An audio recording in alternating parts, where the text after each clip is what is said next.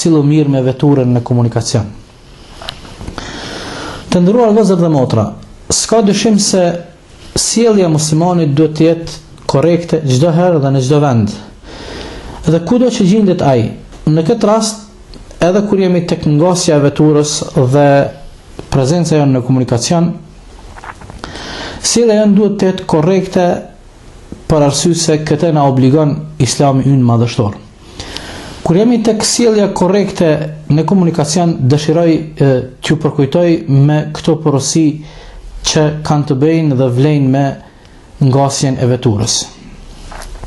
Prej gjërave të cilat duhet të kemi parasysh kur të ngasim veturën është që të respektojmë rregullat e komunikacionit në përgjithësi, që të jem më i qartë duhet të ndalem tek disa prej këtyre rregullave. Prej gjërave që duhet të kemi kujdes është respektimi i shpejtësisë. Mos respektimi i shpejtësisë sjell pasoja si për ngasësin e veturës, po ashtu mund të jetë personi i cili vozit pa kujdes mund të jetë edhe rrezik për të tjerët dhe rrethin.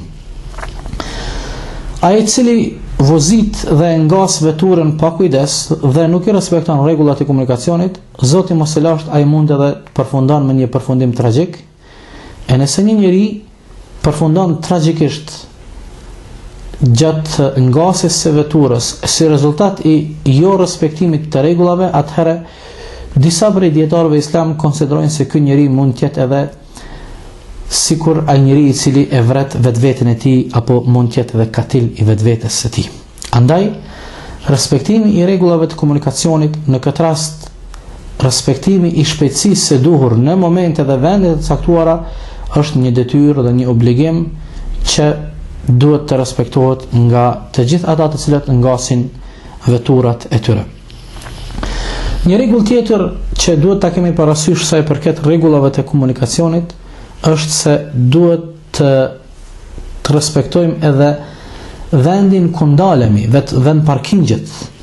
Është ndaluar dhe konsiderohet pa drejtësi që ndokush ta ndal veturën e tij vend e pa vend, ndokush ta ndal veturën e tij dhe t'u angushton hapësirën të tjerëve, t'u angushton rrugën dhe lëvizjen të tjerëve. Të gjitha këto janë gjëra të cilat me një fjalë mund t'i përmbledhim hyn në atë hadithin e pejgamberit alayhis salam, ku pejgamberi alayhis salam thot se prej imanit është të largohet pengesa prej rrugës, ndërsa e kundërta e kësaj, nëse dikush krijon dhe vendos pengesa në rrugë, atëherë kjo tregon se ky njeri nuk i ka punë të mirë me imanin, respektivisht me besimin e tij.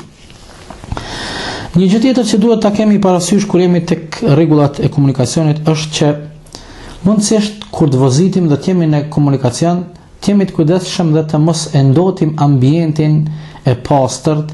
E kam fjalën se disa njerëz të pakujdesshëm gjatë ngasjes së tyre të veturave shohim se janë në rrugë dhe për një moment hudhin gjësende dhe gjëra të ndryshme prej veturës, dhe ata me këtë rast do të thotë e ndotin ambientin dhe e shkelin atë rregullin e përgjithshëm që pejgamberi alayhis salam ka porosit.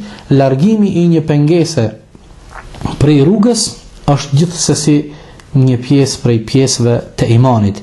Po ashtu një rregull tjetër që ka të bëjë me respektimin e rregullave të komunikacionit është se kur ngasim veturën nuk duhet që në të njëjtën kohë të shkaktojmë zhurmë dhe të prishim rendin dhe qetësinë e tjerëve.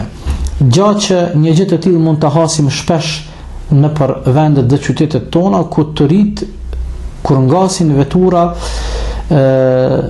shkaktojnë zhurmë dhe prishin qetësinë dhe rendin me vetdije të plot, duke ngasur vetura dhe veturat e tyre përmbajnë një volum tepër të lartë dhe ekstrem të zërit të muzikës, dhe kështu ata i shqetësojnë dhe u aprishin qetësinë të tjerëve.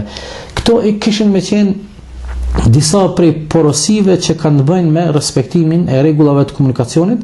Andaj çdo njeri prej neve, duke synuar që të arrijë kulminacionin e Islamit, duke synuar që të jeton dhe të jep shembull shembullin më të mirë, sjelljen e një muslimani ideal, edhe kur jemi në komunikacion, edhe kur ngasim veturën, duhet të sillemi konform sjelljes dhe edukatës islame.